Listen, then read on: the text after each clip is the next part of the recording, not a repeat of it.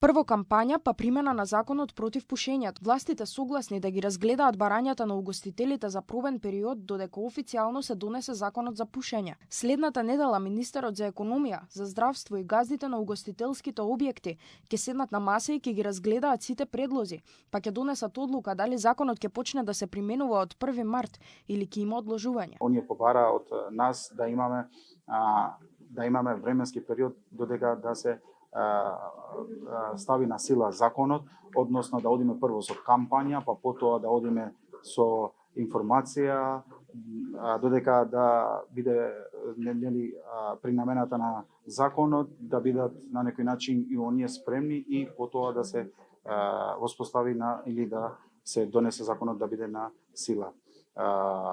Од тоа што беше разгледано од нивната страна, информациите ми се од секретарот дека ќе имаме уште еден состанок каде што јас се присуствувам на тој другиот состанок заедно со министерот за здравство и ќе ги разгледаме можностите. Угостителите побараа одложување на рокот за да можат да ги подготват објектите, а во меѓувреме предлагаат да има засилена кампања. Тие велат дека новиот закон е огромен предизвик за нив, ќе им треба време, организација и поддршка од надлежните институции. Според предложеното во законот, во рестораните и кафулињата ќе биде дозволено пушење само на терасите ако се отворени од 3 страни, а не како досега застаклени или преградени со фолии, а казните за непочитување ќе се движат од 2 до 5.000 евра. Дополнително надлежните најавија и редовни контроли. Вкупно 300 инспектори, од кои 120 пазарни и 180 трудови, ќе вршат засилени контроли низ целата држава. Министерот за економија Бесар Дурмиши претходно потврди дека нема да има толеранција за прекршителите, без разлика дали станува збор за физички или правни лица.